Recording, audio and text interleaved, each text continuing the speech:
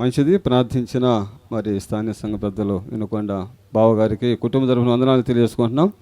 మరి నందిగామలో మరి ఎర్రగొంట్లపాడు మాసాయపాలెం చుట్టుపక్కల ప్రాంతాల్లో దేవుని సేవ చేస్తున్న ప్రతాప్ గారు వచ్చి 10 నిమిషాలు దేవుని వాక్యం అందిస్తారు.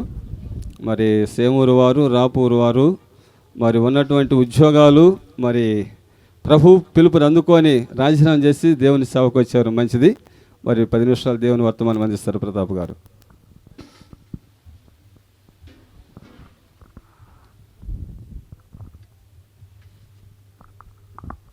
మొదటిగా దేవుని నామానికి మహిమ కలుగునుగాక. అలాగునే మరి ఈ ప్రత్యేకమైన కార్యక్రమంలో మరి చేరువచ్చి ఇంతవరకు దేవుడు చక్కగా తన చిత్త ప్రకారంగా జరిగిస్తున్న రిసెప్షన్ కార్యక్రమంలో పాలు పంపులు పొంది ఈ సంతోషాన్ని మరి అనుభవిస్తున్న మీ అందరికీ ప్రత్యేకంగా నా హృదయపూర్వక వందనాలు తెలియజేస్తూ ఉన్నాం. అలాగునే మరి సుదూర ప్రాంతం నుంచి మరి యూనివర్స్ పాస్టర్ గారు శ్రీధర్ గారికి కూడా మరి మన మధ్యకు వచ్చారు, కావున వారికి కూడా నా ప్రత్యేకమైన హృదయపూర్వక వందనాలు తెలియజేస్తూ ఉన్నాను. విశేషంగా 29వ తారీఖు సాయంకాలపు వేళలో దేవుని సేవకులు నిశ్చయించినట్లుగా స్థానిక సంఘము మరి తన తోటి పరిశుద్ధులతో కలిసి అలాగునే ఇంకా కొంతమంది బంధువుల సమక్షంలో చక్కగా దేవుడు వివాహాన్ని జరిగించాడు. తిరిగి స్వగ్రామంలో మరి ఈ యొక్క కార్యక్రమాన్ని ఏర్పాటు చేసుకోవడానికి కూడా దేవుడు కృప చూపాడు. కాబట్టి దేవుని చిత్తంలో జతపరచబడిన యూనోషు అలాగునే అనుషమ్మ గారికి ఈ వివాహ వ్యవస్థలో వారు కాలు పెట్టారు, ప్రవేశించారు. వారికి కూడా నా ప్రత్యేకమైన హృదయపూర్వక వందనాలు తెలియజేస్తూ ఉన్నాను. మంచిది. లేఖనాన్ని చదువుకుందాం.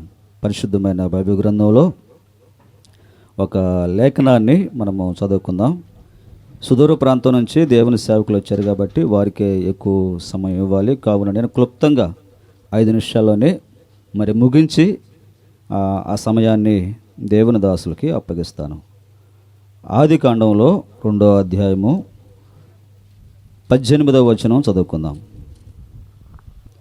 మరియు దేవుడైన యెహోవా, నరుడు ఒంటరిగా ఉండుట మంచిది కాదు, వానికి సాటి అయిన సహాయమును వాని కొరకు చేయుదును అనుకొనెను. చదివిన ఈ పరిశుద్ధ లేఖనాలు దేవుడు మనందరి వినికిడిలో దీవించి పంచిపెట్టునుగాక. ఆమేన్. కొంతమంది సంతోషంగా ఉన్నారు, మరి కొంతమంది మరి ఇది ఎప్పుడు ముగిస్తారా అన్నట్లుగా ఆ కవళికలు మరి ముఖంలో కనిపిస్తూ ఉన్నాయి. అధ్యక్షులు వారు చెప్పినట్లుగానే సమయంలోనే మరి అందరం ముగిస్తాం, సహకరిస్తాం. కాబట్టి మేమందరం ఈ సమయంలో సంతోషంగా ఉన్నాం అనేవారు చేతులు ఎత్తండి ఒకసారి.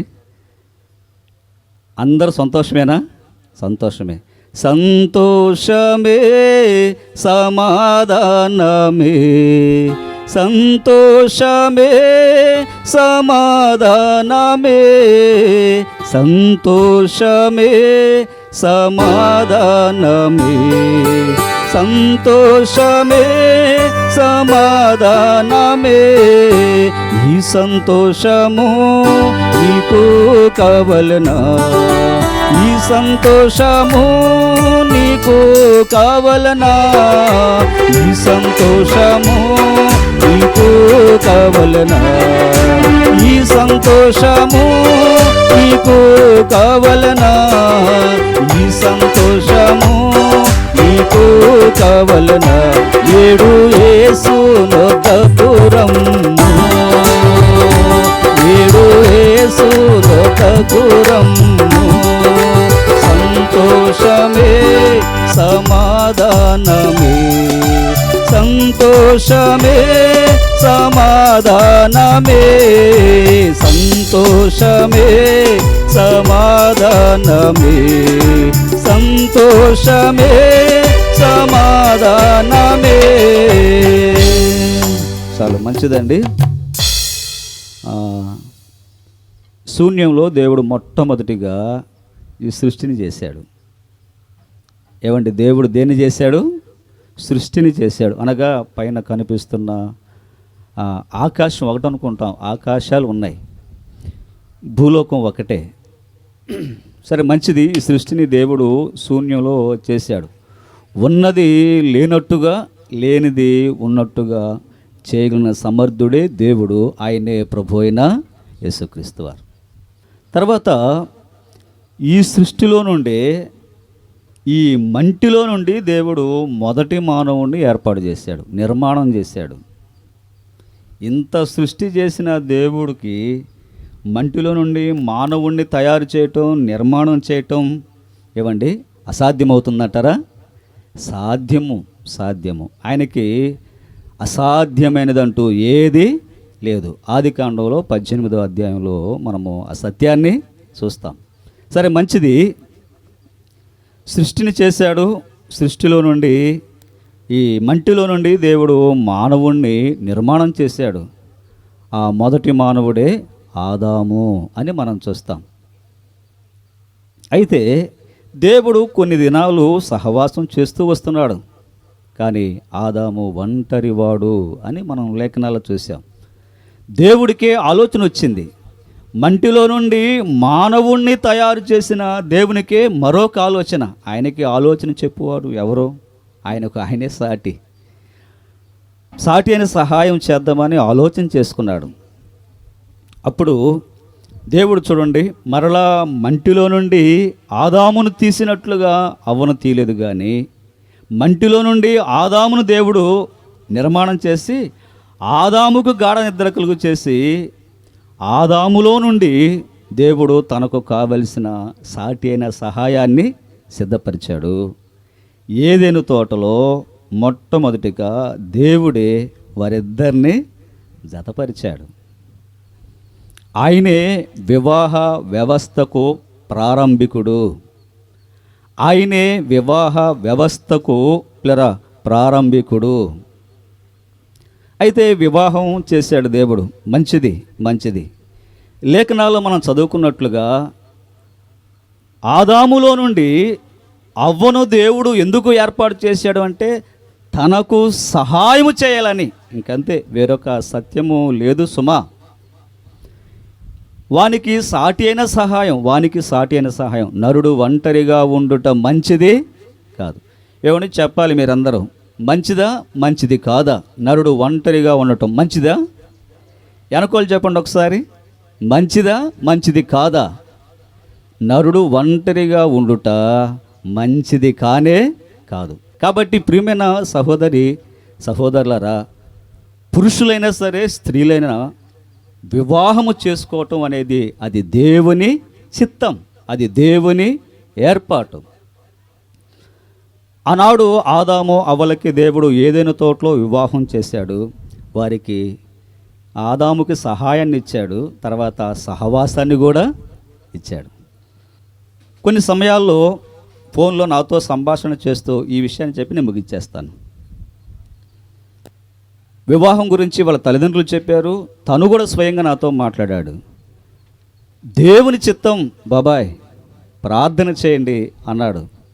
నాకు ఇప్పటికీ పదే ఈ వివాహము జరుగుతున్న ఆ దినాన్ని నుంచి హృదయంలో గంట కొడుతున్నట్టుగా ఉంటుంది. దేవుని చిత్తం. నాకు ఆస్తి వద్దు బాబాయ్, నాకు అందం వద్దు బాబాయ్, దేవునిలో బాగా ఎదిగిన ఆత్మీయురాలు కావాలి నాకు. అలాగనే సామెత గ్రంథంలో 31వ అధ్యాయంలో 10వ వచనం చెప్పినట్లుగా ఆ వచనం దేవుడు తన కోరిక మేరలో నెరవేర్చాడు. గుణవతి అయిన భార్య దొరుకుట అరుదు, అట్టిది ముత్యము కంటే అమూల్యమైనది అన్నాడు. అమూల్యమైన తర్వాత ఆ గుణవతి యొక్క లక్షణాలన్నీ కూడా వరుసలో దేవుడు పరిశుద్ధాత్ముడు లిఖించాడు. దాంట్లో చాలా అద్భుతంగా ఉంటాయి గుణవతి అయిన భార్య గురించి. దాన్ని ధ్యానం చేస్తూ ఉన్నప్పుడు నేనేదో పొగట్టం కాదు, కానీ అన్నమంతా ఉడికిందా లేదా అని అంతా పట్టుకొని చూడాల్సిన అవసరం లేదు, ఒక్క మెతుకు పట్టుకుంటే చాలు. అలాగునే సోదరి సాక్ష్యం ఇస్తున్నప్పుడు, ఈ వివాహానికి సమ్మతిపడినప్పుడు ఇవన్నీ ఆలోచిస్తుంటే లేఖనాల పరిధిలో ఆమె గుణవతి అని అంటానికి ఇంకేమాత్రము సందేహము లేదు. దేవుడు అలాగూ తనకు ప్రార్థన చేయగా గుణవతి అయిన భార్యను దేవుడు తీసుకొచ్చి తన ఎదుట పెట్టాడు. వారి కుటుంబం చిన్న పరలోకంలాగా ఈ భూమి మీద కొనసాగాలని చిన్న హెచ్చరికలు వారికి అందిస్తూ ఉన్నాను. అంత మాత్రమే కాదు, లేఖనాల ద్వారా చిన్న సంగతి కూడా జ్ఞాపకం చేస్తాను. వారైనా మనమైనా, వివాహం చేసుకున్న వారైనా, వివాహ వ్యవస్థలో ముందుగా ప్రవేశించిన మనమైనా 3 సంగతులు కలిగి ఉండాలి సుమా. ఏంటి ఆ సంగతులు అంటే, ప్రార్థన ఉండాలి, రెండోది బైబిల్ ధ్యానం ఉండాలి, మూడోది సంఘ సహవాసము ఉండాలి. ప్రతి అనునిత్యము దేవునితో మాట్లాడటం ప్రార్థన, అది కలిగి ఉండాలి. వ్యక్తిగత ప్రార్థన, కుటుంబ ప్రార్థన, సంఘంతో కలిసి కూడా ప్రార్థన, కూడికల్లో పాల్గొనుట చాలా ఆశీర్వాదం. తను అనుకున్నట్లుగానే దేవుని చిత్తంలో భార్యనిచ్చాడు. తన దాంపత్య జీవితం కూడా కొనసాగాలంటే ఈ 3 ఉండాల్సిందే. ప్రార్థన ఉండాలి, బైబిల్ ధ్యానం ఉండాలి, సంఘంతో సహవాసము ఉండాలి. సంఘ సహవాసంలో ఉంటే అన్నీ వస్తాయి. పరిచర్య ఉంటుంది, ప్రార్థన ఉంటుంది, ఆరాధన ఉంటుంది, వాక్యం ఉంటుంది, సహవాసం ఉంటుంది, అన్నీ ఉంటాయి. కాబట్టి ఈ 3 కలిగి ఉన్నప్పుడు వారు ఇంకా ఫలవంతమైన జీవితాన్ని వారు కానీ మనము కానీ పొందటానికి అవకాశం ఉంటుంది. కాబట్టి ప్రియమైన సహోదరి సహోదరులారా, వారి కొరకు ప్రార్థన చేద్దాం. పెండ్లి కుమారుడుగా రాబోతా ఉన్నాడు. యేసయ్య రక్తంలో కడుగుబడిన ప్రతివారు కూడా ఆ పెండ్లి విందులో పాల్గొనబోతున్నారు. కాబట్టి ఇంకా నమ్మని వారు ఎవరైనా ఉంటే ఆ మధ్యాకాశంలో జరగబోతున్న వివాహంలో పాలు పంపులు పొందాలంటే యేసయ్య రక్తంలో కడుగుబడాలి. రక్షణ, మారు మనసు అనుభవంలోకి రావాలి. పరలోకంలో చేరాలంటే ఒక్క ప్రభు అయిన యేసుక్రీస్తు వారి ద్వారా మాత్రమే సాధ్యం. కాబట్టి నమ్మిన మేమందరం ఆ పెండ్లి విందులో పాల్గొంటాం. ఇంకా నమ్మని వారు ఎవరైనా ఉంటే ప్రభువైన యేసుక్రీస్తు వారి యొక్క రక్తంలో కడగబడి ఆ యొక్క మధ్యాకాశంలో భవిష్యత్తులో జరగబోతున్న ఆ యొక్క గొర్రెపిల్ల పెండ్లి విందుకి సిద్ధపడాలని ప్రేమతో మనవి చేస్తూ ఉన్నాం. ఆ ప్రకటన గ్రంథం 19వ అధ్యాయంలో 6 కాడి నుంచి 7 వచనాలు చూస్తే, గొర్రెపిల్ల పెండ్లి విందుకి పిలువబడిన వారు ధన్యులు. దేవుడు ఈ చిన్న తలంపులు దీవించి ఫలింపచేయునుగాక. ఆమేన్.